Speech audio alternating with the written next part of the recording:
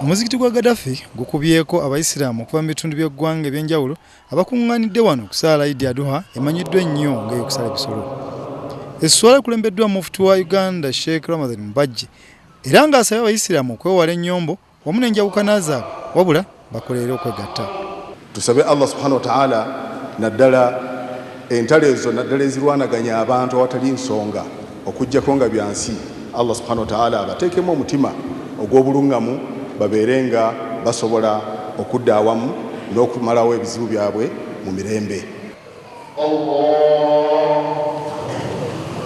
Mubajje era asinzidde wano neyebaza minisitule y'ebyenjigiriza mu ggwanga okwongeza ebigezo bya chemistry nebawa abaana omukisa okulya Eid wamu ne bazadde baabwe kyagambye nti kiweesezza eddiini yaabwe ekitiibwa.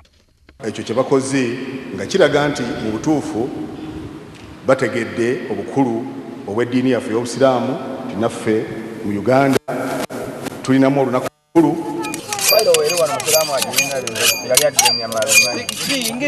Mufti yabazizza ebitongole ebyenjawulo ebiwaddeyo ente z'okusalwa ku lunaku era n'asaba n'abayisiraamu bulijjo okukolagana obulungi nga ly'ekkubo linaleetawo enkulaakulana. Ebitongole bingi bijjumbidde okuleeta muno ebisolo ng'ekitongole kye bayita Nile Foundation kyaleese ente ezisuuka mu 100, ekitongole ekirala ekiri wansi w'embasa ya Take nabo baleese ente ezisuuka mu 100 ne bazigaba. Olumaze okusala Eid batandikidde okusala ebisolo.